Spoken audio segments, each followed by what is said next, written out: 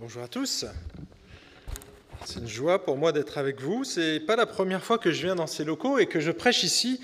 Figurez-vous que depuis l'an 2000, donc j'étais enseignant à l'IBG et donc je suis venu prêcher plusieurs fois dans votre église, mais vous n'étiez pas là. Donc je suis heureux de vous voir. Et c'est chouette de pouvoir faire des échanges de chair. Donc Jean-René viendra prêcher chez nous. On n'a pas pu définir encore une date, mais ça ne va pas tarder. C'est normal que ça bouge. C'est sur ressort le micro, c'est ça? Je crois que c'est comme ça. Non? C'est bon. Ok. Alors, je vais voir. Super. Alors ce matin, j'aimerais vous amener avec moi sur le chemin de la Samarie. Je ne sais pas si vous avez reconnu cette image. Il y a eu un photographe qui a pris Jésus et la Samaritaine en photo il y a 2000 ans. Et on l'a derrière nous, on a la chance quand même. C'est une blague, c'est issu d'un film. Mais vous voyez que c'est un récit que l'on connaît bien en fait. La plupart d'entre nous connaissons le récit de Jésus avec la Samaritaine. C'est une histoire extraordinaire, c'est une histoire qui me touche particulièrement parce que moi j'étais un peu dans la peau, dans les baskets de la Samaritaine. Et je ne trouvais pas satisfaction à ma vie, malgré toutes mes conquêtes. Ce qui était son cas, elle avait été mariée 5 fois et la 6e personne n'était pas son mari. Et en fait, elle cherchait le Messie. Elle cherchait la personne qui allait, ou le Dieu plutôt, qui allait étancher sa soif. Et elle l'a trouvé en Jésus-Christ. Mais je ne vais pas m'attarder ce matin sur la conversion de la Samaritaine, mais sur les fruits finalement de la conversion. Et on va voir, c'est un passage qu'on occulte relativement facilement, mais qui m'a touché et qui m'a enseigné des choses assez profondes que j'ai relevées et que bien sûr, je vais développer ce matin, mais dont je parle abondamment dans le livre. Alors je vous invite à lire avec moi, on va lire à partir du verset 31, donc on saute la conversion de la Samaritaine et on voit la réaction des disciples. Et on lit à partir du verset 31, voilà, à partir du verset 31. Pendant ce temps, les disciples le priaient en disant « Rabbi, mange !»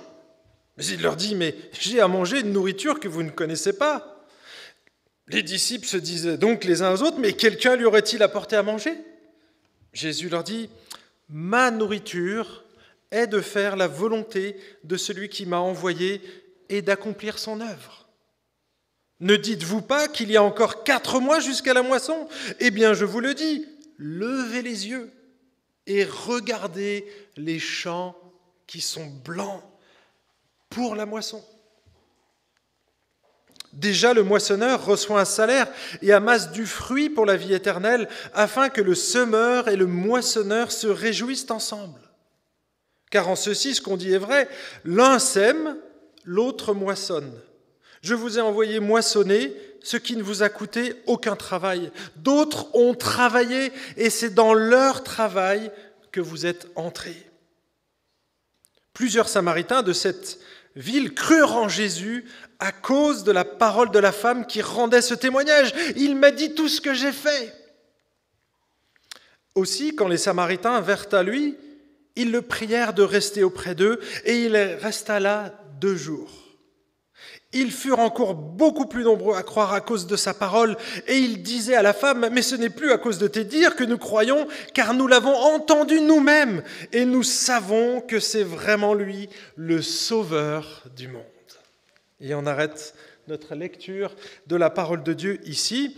J'aimerais relever dans ce texte 3 bénédictions liées à l'accomplissement de la mission. 3 bénédictions que Jésus nous donne ici dans ce texte. Et j'aimerais relever la première, c'est que accomplir notre mission rassasie nos cœurs.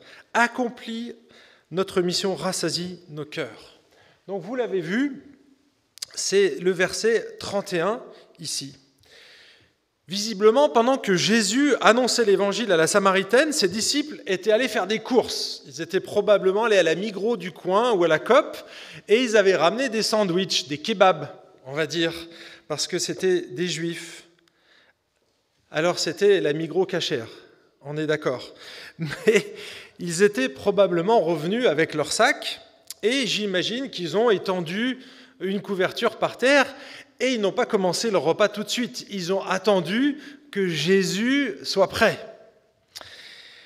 Et ils s'impatientaient un peu parce qu'ils voyaient que Jésus n'était pas pressé de manger. Et ils lui dirent « Mais Rabouni, le repas est servi, c'est l'heure de manger maintenant !»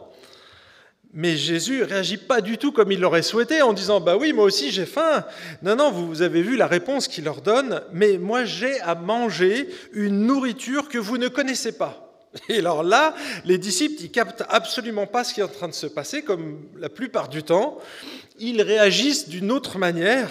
Et en fait, ils ne comprennent pas qu'il est en train de leur parler d'une nourriture spirituelle.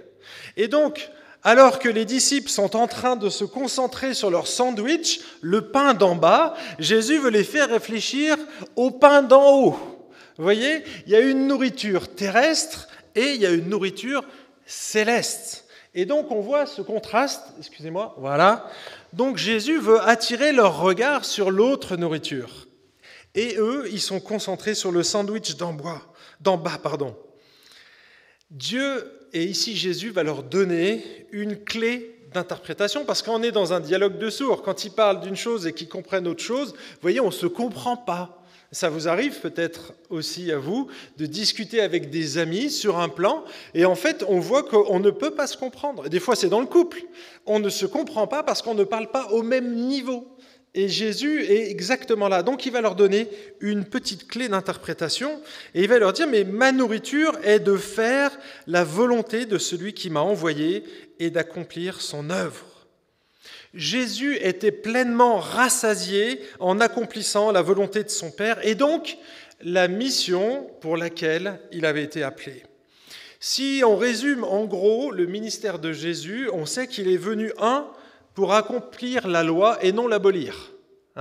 Ça, c'est dans les Béatitudes qu'on en apprend ça. Il est venu pour révéler le Père. Quand on voit Jésus, on voit le Père. Jésus et moi, nous sommes un. Et en fait, Jésus est venu révéler le Père et, Jean-René nous l'a rappelé ce matin, il est venu non pas pour nous juger, mais pour nous sauver. Il est venu pour nous arracher des ténèbres, pour nous arracher de notre destinée toute faite. On est déjà jugés. Pour Dieu, nous sommes déjà jugés à cause de notre péché. Dès notre naissance, nous péchons. Vous savez, j'ai eu des enfants, j'en ai 3, je les ai encore d'ailleurs, mais quand ils étaient petits, on arrivait à savoir la différence entre un pleur de caprice et un pleur de faim. Ce n'est pas les mêmes pleurs. Si vous êtes maman ou si vous avez eu des enfants, vous le savez. Quand il pleure pour un caprice ou quand il pleure pour qu'il ait faim. Il ne fait que manifester ce qu'il est déjà en fait. Sa nature est pécheresse. Nous sommes nés dans le péché. Nous sommes héritiers du péché de nos parents et en même temps nous sommes responsables. D'un côté nous n'y sommes pour rien parce qu'on a hérité de ça, mais on est pleinement responsables et la vie ne fait que manifester ce que nous sommes finalement. Si on reprend l'évangile de Jean, on voit l'œuvre de Dieu à laquelle il était venu. Jean 6, 29, l'œuvre de Dieu, c'est que vous croyez en celui qu'il a envoyé. Ça, c'est les fondamentaux, c'est la base. Jésus, il est venu pour qu'on croie. Il nous a donné sa parole afin qu'on croie et qu'on a la vie éternelle. Afin que l'on croie. Jésus et Jean a écrit ces choses afin que l'on sache que nous avons la vie éternelle. C'est dans 1 Jean qu'on l'apprend. Mais Jean 6, 38, il dit aussi « Je suis descendu du ciel pour faire non ma volonté, mais la volonté de celui qui m'a envoyé. Or, voici la volonté de celui qui m'a envoyé, que je ne perde rien de tout ce qu'il m'a donné, mais que je le ressuscite au dernier jour. » Donc, vous voyez, la mission de Jésus, c'était d'obéir à la parole de Dieu, aussi sans commettre de péché, et d'accomplir sa mission de sauvetage. Et ça, c'était son pain quotidien. C'était ce qui le rassasiait véritablement.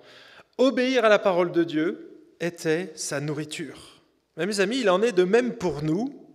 Nous serons rassasiés en accomplissant la mission de Jésus, en accomplissant pleinement ce que nous sommes en Christ.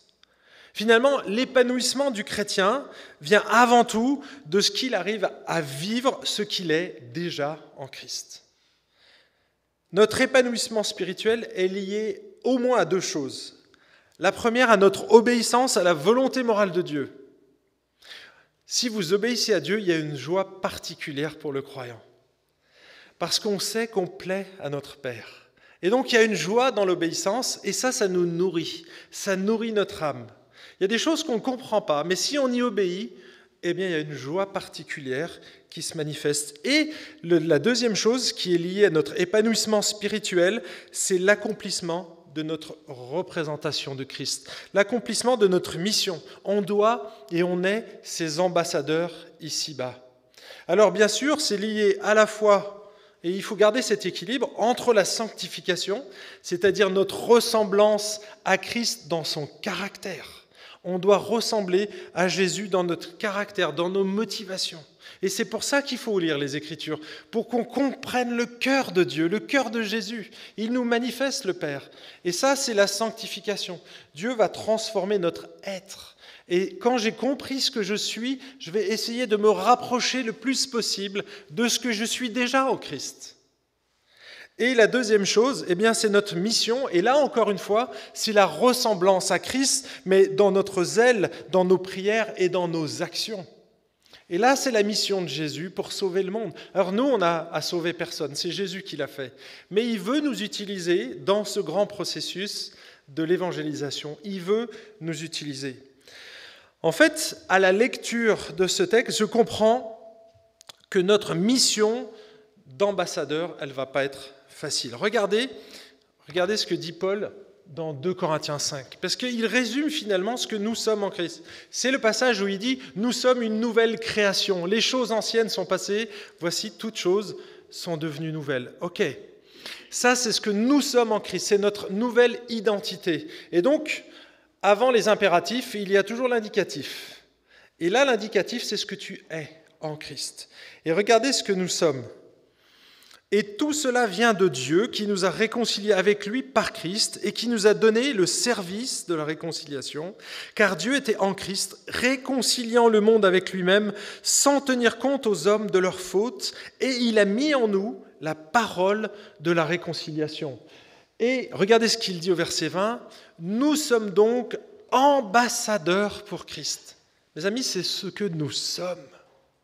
Nous sommes tous ici, en tant que corps de Christ, ambassadeurs. Alors on est des petits ambassadeurs imparfaits, mais c'est ce que nous sommes en Christ. La Bible dit que nous sommes saints, vous êtes saints, et pourtant dans la réalité, vous constatez que vous n'êtes encore pas parfaits. Eh bien c'est la même chose, nous sommes des ambassadeurs imparfaits, mais nous sommes des petits Christ, des petits Messies, des petits ambassadeurs. Et ici, Dieu nous a donné 2 choses. Regardez bien le texte. Dieu nous a pourvus de 2 moyens pour être les réconciliateurs. Trouvez-le avec moi. Dieu nous a donné 2 choses essentielles pour être des réconciliateurs, pour être des ambassadeurs.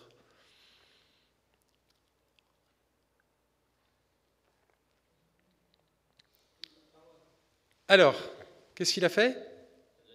Il nous a donné la parole de la réconciliation. Ok ?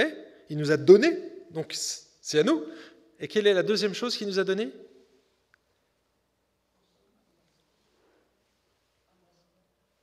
Oui, nous sommes... Non, mais pour la réconciliation, le service. En fait, il y a 2 termes ici vis-à-vis de la réconciliation. C'est le service ou le ministère, selon la traduction que vous avez, mais ça veut dire la même chose. Et c'est le mot diaconia. Donc Dieu nous a donné le service de la parole, c'est-à-dire que c'est toutes les choses que l'on va faire avec nos mains. Dieu va se révéler au travers de notre comportement, au travers de ce que l'on va faire. Ça, c'est ce qu'on appelle la révélation relationnelle de Dieu. Okay ? Les non-chrétiens vous observent dans votre vie. Et je dirais même qu'aujourd'hui, ils vous observent avant de vous entendre. Et donc, Dieu nous a donné ici le service de la réconciliation, et il nous a donné le logos, la parole de la réconciliation. Finalement, il nous a donné ces 2 choses. Donc l'évangile qui est en nous, eh bien, il va être proclamé par nos paroles et il doit être démontré par nos vies. En fait, les deux ne sont pas à mettre en opposition. Bien souvent, quand je discute avec des évangéliques, il y a les pro-paroles, ceux qui veulent prêcher, il faut annoncer l'évangile, vous n'étiez pas clair, vous avez fait du light. Mais non, non, non, non, ça dépend où on en est, mon ami. Ça dépend où tu en es. Regardez la Samaritaine. Est-ce qu'il a prêché le même message qu'il a prêché à Nicodème juste le chapitre d'avant? Non. Nicodème, il lui parle d'une nouvelle naissance. Ici, il s'adapte à la Samaritaine. Il va lui parler d'une eau. Qu'est-ce qu'elle est en train de faire? Elle est en train de puiser de l'eau. Il lui dit, mais toi, si tu continues de boire cette eau, tu auras encore soif. Moi, je vais te donner une autre eau qui va étancher totalement ta soif. Tu n'auras plus jamais soif. Il parlait de lui. Si tu me rencontres, si tu viens adopter le Messie dans ta vie, mon ami, ta vie va changer, elle va être transformée. Et donc, vous voyez que Jésus, ici, il s'adapte à son public. Il ne va pas dire la même chose quand il va être avec une femme adultère. Ici, il pointe quand même sur le fait qu'elle est pécheresse. Oui, effectivement. Tu dis que tu n'as pas de mari parce que tu en as déjà eu 5. Et le dernier, ce n'est pas ton mari, tu es en concubinage. Vous voyez? Il relève quelque part la situation, mais elle est samaritaine, elle connaît un peu la loi quand même, et elle sait qu'elle est dans une situation embarrassante, sinon elle ne viendra pas en plein milieu de la journée pour puiser de l'eau. Si elle vient à ce moment de la journée alors qu'il n'y a personne, c'est pour fuir les gens. Elle a honte de sa situation, très probablement qu'elle a honte. Et donc, on ne vient pas puiser de l'eau quand le soleil est au zénith, mes amis, parce que l'eau devient tiède. Mais c'était le seul moyen pour qu'elle ait de l'eau, qu'elle soit tranquille, qu'elle n'ait pas à rendre des comptes à tous ceux qui étaient autour. Donc vous voyez, Jésus va la prendre là où elle est, il vient la cueillir sur son terrain. Elle a compris des choses avec de l'eau, il vient sur le terrain de l'eau. Nicodème, c'était le vent avec l'esprit. Vous voyez, à chaque fois, Jésus va adapter le discours. C'est toujours le même message, on parle toujours du Sauveur, mais il adapte en fonction de la personne. En fait, j'ai tiré ces deux éléments. Autour de vous, probablement qu'il y a des gens qui ne veulent pas entendre l'Évangile. Pourquoi? Eh bien, c'est comme si vous veniez dans la rue, enfin, c'est pas que c'est comme si vous veniez, c'est vous allez dans la rue, mais en fait, votre carte de crédit, non seulement elle n'est pas vierge, mais elle est négative. Parce que, en fait, les gens qui sont dans la rue, la plupart du temps, ont une perception négative de la foi, de l'Église, du christianisme, parce que c'est véhiculé dans les médias. C'est rare, finalement, quand on trouve des gens qui sont positifs. Et du coup, quand nous, on vient avec nos baskets, qu'on les voit, ils nous voient arriver, plutôt avec nos sabots, avec nos gros sabots.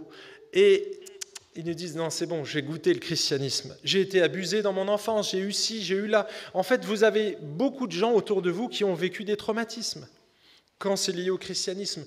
Et donc là, vous avez besoin de créditer votre carte. Parce que finalement, ce n'est pas vos paroles qu'ils vont écouter, ils vont vous observer avant. Aujourd'hui, c'est ce qui se passe. Vous devez créditer vos paroles. Donc il faut mettre de l'argent sur votre compte. Et comment vous allez mettre cet argent sur votre compte? Eh bien, tout simplement par vos actes. Regardez 1 Pierre chapitre 2, au verset 12, il dit « C'est en voyant vos œuvres qu'ils rendront gloire au Père. » C'est en voyant nos œuvres.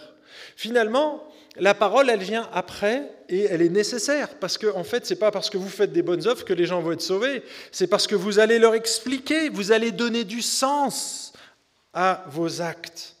Et donc, du coup, notre parole est aussi essentielle. Elle doit donner et communiquer, et elle va indiquer le chemin. Voyez ? Et donc, c'est pour ça que j'ai mis ces deux éléments. Ça, c'est notre témoignage. Il faut d'abord créditer nos paroles aujourd'hui avant de parler. Poursuivons le récit de Jean. Jésus va enchérir en rebondissant sur l'exemple de la femme samaritaine pour ouvrir le cœur des disciples. Et encore une fois, dialogue de sourds. Il y en a un qui parle des choses d'en haut et les autres comprennent les choses d'en bas. Vous allez voir. Regardez le verset 35. « Ne dites-vous pas qu'il y a encore 4 mois jusqu'à la moisson ? Eh bien, je vous le dis, levez les yeux et regardez les champs qui sont blancs pour la moisson. » En fait, accomplir la mission de Dieu va élargir le cœur des disciples, et c'est mon deuxième point. On y est. C'est le deuxième point. Jésus et ses apôtres traversaient probablement un champ de blé qui n'était pas mûr. Et donc, quand ils s'adressent aux aux apôtres. Eux regardent le champ et ils disent « mais c'est que dans 4 mois qu'il y aura la moisson ». Et ils avaient raison. La plupart du temps, les gens savaient et connaissaient ce qu'il y avait dans la nature. Et ils savaient qu'il fallait 6 mois entre le moment où on sème et le moment où on récolte. Ici, ils savaient que ça faisait juste 2 mois que le blé avait été semé. Il manque encore 4 mois avant la moisson. Ils le savaient. Je veux dire, on ne trompait pas les gens qui étaient dans le milieu agraire. La plupart des gens avaient un petit champ à cultiver, donc ils connaissaient. Ce n'est pas notre cas aujourd'hui, hein, mais eux, ils connaissaient. Donc on ne trompait pas les disciples, ils n'étaient pas stupides. Mais regardez ce que dit Jésus. Jésus, il les pousse à voir d'une manière spirituelle. Quand vous regardez un champ, est-ce que vous levez les yeux ? On ne lève pas les yeux pour regarder un champ, c'est pour regarder une montagne, c'est pour regarder un arbre, les fruits dans un arbre, éventuellement les oiseaux. Mais un champ, vous levez vos yeux pour regarder un champ qui est mûr ? Non, on baisse les yeux pour regarder un champ. En général, il n'est pas sur les montagnes, on ne met pas des champs sur les monts. On les fait pousser en plaine la plupart du temps. Et donc, quand il leur dit « levez les yeux », il est en train d'essayer d'élever le niveau, d'élever leur regard. En fait, arrêtez de regarder en bas, regardez en haut. Et qu'est-ce qui s'est passé juste avant ? Il leur avait parlé quoi ? De la nourriture d'en haut. Et donc, il était en train de leur parler de quelque chose de spirituel ici.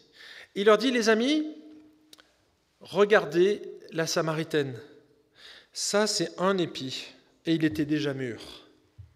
Et là, je vous dis, et là c'est vraiment parce que Jésus est Dieu, il sait qui va se tourner vers lui. Il sait qui va devenir chrétien. Jésus le sait à l'avance. Et là, c'est par anticipation qu'il leur dit, mais levez les yeux et regardez, la moisson est blanche. De qui il parlait à votre avis ? Il parlait de toutes les conversions qui allaient arriver quelques instants après, les 2 jours qu'il allait passer avec les Samaritains, et ils allaient croire. Et en fait, cette moisson-là, les apôtres n'étaient pas du tout prêts à la recevoir. Les Juifs étaient nationalistes. Et là, on parle à des Samaritains. Il est donc déjà Jésus, la plupart du temps, même quasi tout le temps, quand les Juifs devaient traverser, ils ne passaient jamais par la Samarie. C'était un pays maudit. Vous savez comment ils les appelaient, les Samaritains ? C'est très violent, bâtards. Pour eux, c'était des bâtards. Ils avaient pris un bout de la loi et ils avaient rejeté le temple, ils adoraient Dieu sur le mont Garizim. Mais ils avaient conservé des lois juives. Et donc, pour un juif, c'était des traîtres quelque part. Et donc, ils s'étaient mêlés avec des païens, il y avait des mélanges, et donc, ils étaient vraiment mal vus. Mais ils avaient quand même la Torah, et probablement que des prophètes étaient venus aussi leur parler, et ils étaient dans l'attente d'un Messie. On le voit dans le discours de la Samaritaine. Elle attend le Messie. Et oui, nous savons qu'il va y avoir le Messie, et Jésus lui dit, mais je le suis, le Messie. C'est les versets qui précèdent. Je le suis. Et là, la Samaritaine, elle dit, mais attends, c'est pas possible. Il sait exactement ma vie maritale, alors qu'on ne se connaît ni d'Adam ni d'Ève. Il connaît tout de ma vie. Et donc, elle va voir tous ses compatriotes et elle leur dit, mais est-ce que ce ne serait pas le Messie, les amis ? Il m'a dit tout sur ma vie. Est-ce que ce n'est pas le Messie ? Vous ne croyez pas que c'est le Messie ? Il l'a dit lui-même que c'était le Messie. Laisse-nous voir. Il y en a qui ont cru tout de suite. Et quand Jésus est venu, il est resté 2 jours avec eux. Et là, vous avez vu, on l'a lu, versets 40 à 42, une explosion. Et là, on a chez des hérétiques, chez des bâtards, beaucoup de conversions.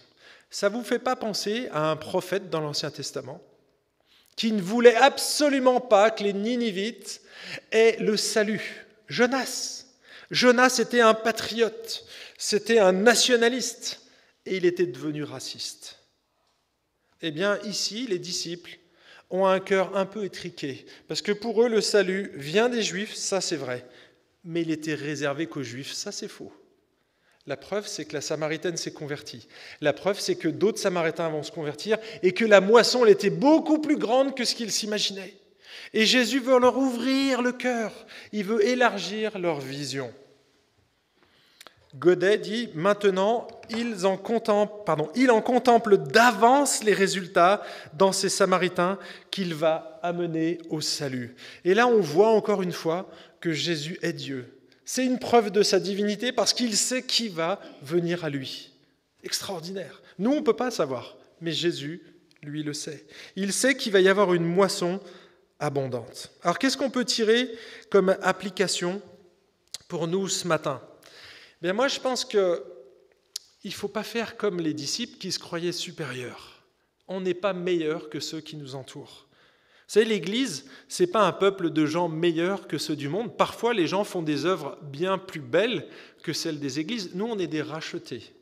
On est des pécheurs rachetés à un grand prix, mais on n'y est pour rien. Notre valeur, elle ne vient pas de nous. Elle vient du fait que c'est Jésus qui nous a sauvés et qu'on est créé à l'image de Dieu. Mais les gens qui sont autour de nous sont aussi des créatures créées à l'image de Dieu et ils ont la même valeur que nous. D'accord ? Donc, par contre, nous, on obéit et finalement, on va, dans le mandat créationnel, Dieu nous a créés pour répandre l'image de Dieu. Quand il a créé l'être humain et qu'il nous a dit « multipliez-vous », il nous a créés pour qu'on répande l'image de Dieu, la gloire de Dieu sur la terre. Mais le chrétien, il continue de répondre à ce mandat missionnaire, quelque part, missionnel, c'est qu'on doit répandre la gloire de Dieu sur la terre. Et donc on veut répandre l'image de Dieu, l'image la moins froissée possible. C'est pour ça qu'on travaille à la sanctification et qu'on veut renvoyer au monde une image la plus proche possible de Jésus. Mais vous savez que vous n'êtes pas parfait et que notre Église ne renvoie pas une image parfaite de Jésus. Donc si on ne le sait pas, mes amis, je vous le rappelle ce matin, vous n'êtes pas parfait. Et l'Église n'est pas parfaite. Donc n'essayez pas... Alors rapprochez-vous de la perfection, mais sachez que vous ne le serez jamais, pas avant d'aller au ciel. Et donc on n'est pas au-dessus des autres. Donc déjà notre regard sur la société, elle doit changer. Non, tu n'es pas meilleur que les autres. Toi, tu es simplement racheté. Jésus t'aime. Tu as une relation d'amour qui va tout changer dans ta vie. Effectivement, tu es passé d'un royaume à l'autre. Et donc, on a un autre royaume, on vit différemment. Et c'est ça qui doit toucher les gens. Mais ce n'est pas parce qu'on est meilleur, c'est parce qu'on a de nouveaux principes, de nouvelles règles, qu'on appartient à un nouveau royaume. Et c'est de cela que Dieu veut que l'on soit les ambassadeurs. Troisième bénédiction liée à l'accomplissement de la mission, c'est qu'elle doit réjouir nos cœurs. La mission, quand on l'accomplit, mes amis, on a la banane. C'est ce que nous devrions avoir et c'est ce que procure le fait de partager l'Évangile autour de nous. Regardez ce que dit le verset 36. Déjà, le moissonneur reçoit un salaire et amasse du fruit pour la vie éternelle, afin que le semeur et le moissonneur se réjouissent ensemble.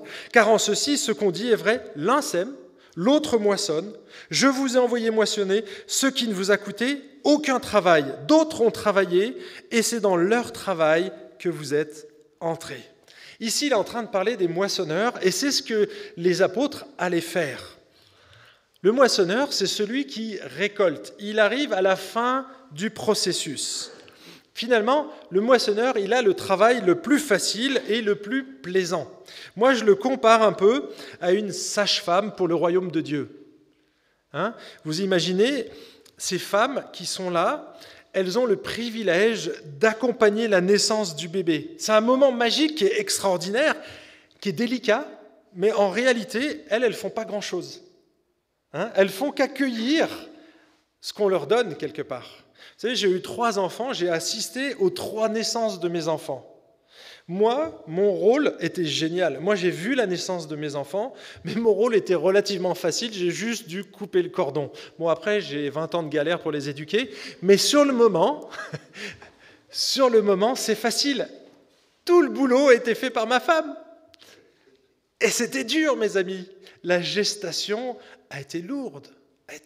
Et vous savez, mesdames, vous qui avez porté peut-être un bébé, que c'est du travail. On parle du travail. C'est pas seulement au moment de l'accouchement, mais tout le long de la grossesse. On est lourd, on a les jambes qui gonflent, il y a tout qui gonfle partout. Et puis, qu'est-ce qui m'arrive là ? Bibendum Michelin est arrivé. Mais oui, tout change, tout se métamorphose dans le corps et c'est difficile. Mais vous voyez, ici, il est en train de montrer que l'évangélisation, mes amis, c'est un processus et que finalement, les disciples, ici, ils ne sont que dans la dernière étape du processus. Et il dit, d'autres ont travaillé avant vous. Ces Samaritains ne sont pas venus à l'évangile comme ça en 2 minutes. Ils avaient la Torah. Probablement que même des prophètes, peut-être même Jean-Baptiste est venu prêcher en Samarie, on ne sait pas.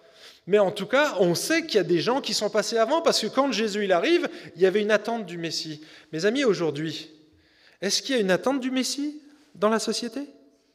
Honnêtement? C'est quoi notre boulot? C'est pas de moissonner. Il n'y a rien. Les champs ne sont pas blancs. Alors parfois, si. Il y a des gens qui sont prêts. Et là, il faut être attentif. Mais c'est plutôt un épi. C'est une Samaritaine par-ci, un Samaritain par-là, un Vaudois, un Français. Enfin, vous allez en avoir quelques-uns qui viennent comme ça. Et puis, waouh. Mais la plupart du temps, notre job, c'est de labourer. Avant même de semer, il faut labourer. Il faut prendre du temps, discuter, prendre la température. Ce que fait ici Jésus, bon, lui, il est Dieu, alors c'est un peu faussé les donnes là, mais quand même, prendre du temps. Moi, j'appelle ça prendre la température du cœur. Le labour, c'est enlever tous les a priori que les gens ont sur le christianisme. Comment vous allez faire? Est-ce que c'est juste dialectique? Je pense qu'il faut que vous manifestiez des œuvres. Vous savez, nous, on arrive dans un petit village en France. Bon, il y a 5000 habitants, c'est pas si petit. Mais je me suis dit, je ne viens pas avec mes gros sabots de pasteur en disant « moi je suis pasteur, venez m'écouter ». Je peux essayer de le faire, même aller dans la rue, prêcher l'évangile, mettre mon petit stand avec mes Bibles. Ben, je peux vous dire qu'il n'y aura personne qui viendra me voir. Mais qui t'es, toi? Qui t'es dans tes baskets là? Non, je veux d'abord te voir à l'œuvre. Donc ce que nous on a décidé, on va s'investir dans la ville. On est dans une association de parents d'élèves et on aime les gens et on veut faire avancer ensemble. Et c'est dans les interactions qu'on va avoir les uns avec les autres. Moi, ils ont déjà vu, j'ai tenu un café pendant des années, quand on les reçoit à la maison, tous les 15 jours, ils viennent manger et on met le paquet, vraiment, et moi je suis au service. Je suis le pasteur-serviteur. C'est-à-dire que je débarrasse les tables, je fais la vaisselle, je prépare les plats, et pendant qu'ils font la réunion, eh bien maintenant, ils m'invitent à leur table. Parce que j'ai gagné le droit d'être écouté. Vous voyez, ça a pris du temps. J'ai fait pas mal de vaisselle et de ménage avant qu'ils arrivent et qu'on arrive au moment où on peut parler de l'évangile. C'est ça le labour, mes amis. C'est tout bête, mais prendre du temps, aimer les gens, vivre l'évangile au quotidien. Et ça s'appelle labourer. Je relève 2 choses ici sur le labour qui est dans notre texte. C'est que l'évangélisation est un travail d'équipe. Il y a ceux qui labourent, il y a ceux qui sèment, et il y a ceux qui moissonnent. Vous voyez, on peut en identifier 3. Vous connaissez probablement cette parole de l'apôtre Paul. J'ai planté, 1 Corinthiens 3,6. Apollos, il a fait quoi? Il a arrosé. Et Dieu, il a fait quoi? Dieu a fait croître. Finalement, on voit qu'on a tous un rôle dans l'évangélisation. Donc la première chose, c'est qu'il faut que vous sachiez que nous avons tous un rôle dans l'évangélisation, tous. Que tu sois timide ou introverti, ou que tu sois un extraverti bavard. Tout le monde a un rôle à jouer dans l'évangélisation parce que c'est un travail d'équipe. Il y en a qui parlent bien, et bien toi, tu es un semeur. Celui qui sait bien accueillir, qui est hospitalier, lui, c'est un laboureur. Celui qui sait faire la vaisselle comme moi, c'est un bon laboureur. Vous voyez ? Et puis celui qui accompagne, qui aime accompagner les gens, ben lui c'est un moissonneur, parce qu'il va amener à la conversion, et qui va faire le suivi, parce qu'on ne s'arrête pas à la conversion. Après, il faut faire un disciple. Ça, c'est notre mission. Deuxième élément que je retiens de ce texte, c'est que la moisson n'est que l'aboutissement d'un long processus. En fait, ici, on n'a que l'aboutissement. Ça ne vous a coûté aucun travail, dit Jésus aux apôtres. Vous devez juste accueillir. Et là, on comprend mieux la parole de Jésus quand il dit « Et vous accomplirez des œuvres encore plus grandes ». Qu'est-ce qui va se passer dans le livre des Actes ? Un réveil extraordinaire que Jésus n'a jamais vu. Il a vu une Samaritaine, il a vu Nicodème se convertir, et il a vu probablement quelques dizaines de Samaritains. Mais les apôtres, la première prédication de Pierre, à Jérusalem, devant le temple, combien de conversions ? Allez-y. Qui dit mieux ? 5000. 5000 hommes, mes amis. Quand on sait que probablement on comptait que les hommes, ça veut dire méga church après une prédication. Moi, je rêve de ça, mais je suis vraiment utopiste. On est d'accord ? Ce matin, je veux voir 5000 personnes. Mais on n'est pas dans le même contexte. Pourquoi ? Parce que Dieu, il avait préparé le terrain. Et le réveil, ce n'est pas une action isolée, ce n'est pas parce que je suis allé sur le marché, que j'ai déposé mon stand ou que j'ai annoncé l'évangile à quelqu'un qu'elle va se convertir. Non, c'est le fruit d'un long processus qui est dirigé par Dieu, déjà, c'est lui le premier missionnaire, et ensuite d'actions humaines. Si vous regardez, ici, dans le livre des Actes, il y a eu, pendant 2000 ans, une histoire rédemptrice que les Juifs ont véhiculée, et l'attente du Messie était là. Il y a eu également la révélation générale, et ça, encore, les amis. La révélation générale, c'est la nature, et à Genève, dans ce coin-là, honnêtement, c'est un petit paradis. Et on peut dire aux gens, je dis, mais vous savez, on pourrait habiter dans un lieu où il n'y a pas d'arbres, au milieu de la cité, où tout est noir et blanc, où il n'y a pas d'odeur. Vous avez tout. Vous avez le soleil, vous avez la mer, vous avez les montagnes, vous avez les couleurs, tout y est. Vous pouvez vous appuyer sur la nature, la révélation générale, parce que Dieu l'utilise. C'est un langage. Je crois que c'est le psaume 8 qui dit ça. Hein. C'est un langage, la révélation naturelle. Ensuite, il y a eu l'action souveraine du Saint-Esprit, les circonstances, les péripéties, les épreuves, les songes. Et mes amis, quand vos amis, les gens qui vous entourent, vous devez être là quand il y a des épreuves. Parce que le kairos de Dieu, le moment opportun, vient souvent au milieu du chaos. Le kairos vient avec le chaos. Quand il y a une difficulté dans la vie, quand il y a un changement majeur, eh bien les gens sont ouverts, finalement, et donc vont être ouverts à l'Évangile. Et bien souvent, c'est dans ces moments-là que vous avez une opportunité. Le témoignage authentique des croyants, leur prédication, la solidarité qui était exercée dans l'Église, qui était puissante, les amis. C'est comme ça qu'ils ont gagné le cœur des Juifs, des premiers Juifs. Donc vous voyez que ce n'est pas une action isolée, c'est vraiment du multicouche à plusieurs niveaux, sur plusieurs moments. Et donc finalement, notre évangélisation, elle devrait inclure toute la vie. Toute votre vie, depuis le matin que vous vous levez jusqu'au jour où vous venez au culte le dimanche. Tout au long de la semaine, Dieu va vous utiliser ici, d'une manière ou d'une autre, pour être ses ambassadeurs.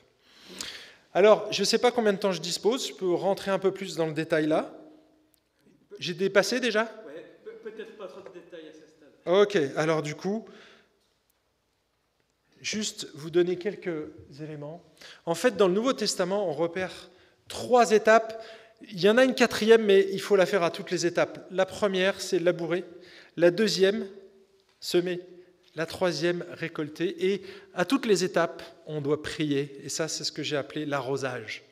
D'accord ? On retrouve des métaphores dans le Nouveau Testament liées à l'agriculture. La plupart des métaphores liées à l'agriculture, ce sont des métaphores liées à l'annonce du royaume, liées à l'évangélisation. Alors dans le livre, je le détaille, mais il me semble, mes amis, qu'il y a une étape que vous ne devez absolument pas négliger. Alors, je vais passer ce tableau parce que sinon ça va me faire perdre trop de temps. Mais il me semble que c'est super important. Si vous voulez autre chose que ce que j'ai devant chez moi, c'est-à-dire que vous savez, il y a des miracles qui arrivent. Chez moi, il y a du goudron. Et entre le goudron et mon mur, il y a une petite fissure. Et tout le long, j'ai des plantes qui poussent. J'ai des pissenlits qui viennent là. J'ai des fleurs. Et on se dit, mais comment une plante arrive à pousser au milieu du béton et du bitume ? Eh bien, c'est parce qu'il y a des vents qui amènent de la poussière, il y a de l'eau qui tombe, il y a des graines, les oiseaux, le vent, tout. C'est un ensemble, et tac, il y a un miracle. Et mes amis, ce n'est pas une moisson, ça. Ça, c'est un miracle, c'est un épi. Voyez ? Si vous voulez une moisson, il va falloir labourer. Parce que là, j'y suis pour rien. La plante, elle a poussé toute seule. C'est comme les gens qui viennent dans votre église. Vous y êtes pour rien. Dieu vous les envoie, vous les prenez, vous les accueillez, vous les formez, bien sûr. Ça, c'est votre job. Mais si vous voulez faire un travail durable qui s'inscrit dans le temps, alors il va falloir passer par l'étape du labour. Parce que ce n'est pas le moment de la moisson. En tout cas, pas avec les Suisses et avec les Français du XXIe siècle. D'accord ? Alors Genève, c'est un peu particulier, c'est international, multiples nationalités, on vient tous avec des bagages différents. Et je sais que, par exemple, les Africains qui viennent ici, ils ont entendu l'évangile chez eux, et eux, ils sont prêts. Donc effectivement, avec eux, ça ira beaucoup plus vite, parce que ça a été labouré avant vous. Voyez ? Mais par contre, le Suisse moyen, qui est là depuis plusieurs générations, ça va être compliqué. Donc, le labour, plus votre champ est large, plus il vous faudra du temps dans cette étape. Souvent, nous, ce qu'on fait, c'est ça. Nous, on inverse le triangle. On veut une grosse récolte, On sème beaucoup et on laboure quasiment jamais parce que c'est le moment le plus laborieux, le plus difficile. Le labour, si vous discutez avec un paysan, il va vous dire, mais tu sais, c'est ce qui me demande le plus d'énergie, c'est là où je dépense le plus de gasoil, c'est ce qui me prend le plus de temps, qui demande de l'énergie au tracteur. Et donc, du coup, voilà, vous voyez, c'est ça prend du temps. Et mes amis, souvent, si on n'a pas de récolte, c'est tout simplement parce qu'on a inversé le triangle. Et Dieu veut que l'on prenne le temps, qu'on aime les gens, qu'on retravaille ce qui n'est plus travaillé aujourd'hui.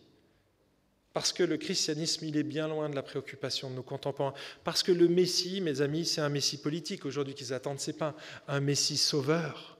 Voyez, on est en décalage total par rapport à notre message. Et donc, bien, si on continue comme ça, on sera complètement étanche à la société.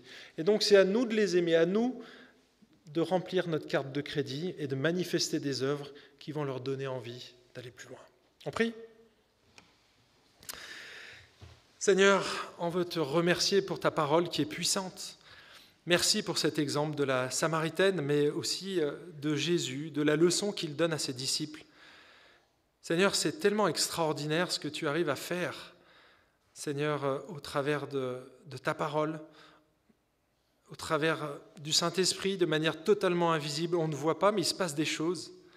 Et Seigneur, ça c'est encourageant pour nous parce que nous savons que tu travailles en amont.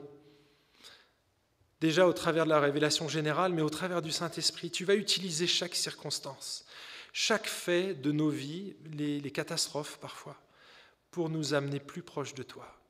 Eh bien, Seigneur, donne-nous de saisir ces opportunités quand elles sont là. Donne-nous de labourer, Seigneur, parce que c'est notre ministère. Nous, on voudrait cueillir tout de suite, on veut des fruits, Seigneur, on veut des conversions, parce qu'on est des humains et qu'on voit du chiffre et que ça nous fait frétiller. Mais ce n'est pas ça que tu nous demandes, Seigneur, c'est d'être fidèle et de labourer, d'aimer, de semer. Seigneur, la moisson, elle t'appartient, c'est toi qui fais grandir. Permets-nous de ne pas oublier cette leçon, Seigneur. Tu nous as donné le ministère d'ambassadeur, de labour, de semences et parfois de moissonner. Mais aide-nous à bien comprendre qui nous sommes en Christ et ce que tu nous attends, là où tu nous attends, Seigneur, sur le terrain. Aide mes frères et sœurs cette semaine, là où ils sont, dans Genève ou peut-être ailleurs, les frontaliers. Je te prie pour que tu bénisses leur vie, qu'ils puissent vraiment être ces ambassadeurs tout au long de la semaine, qu'ils comprennent qui ils sont en Christ et qu'ils ensuite s'alignent par rapport à ce qu'ils sont. Et je te prie au nom de Jésus. Amen.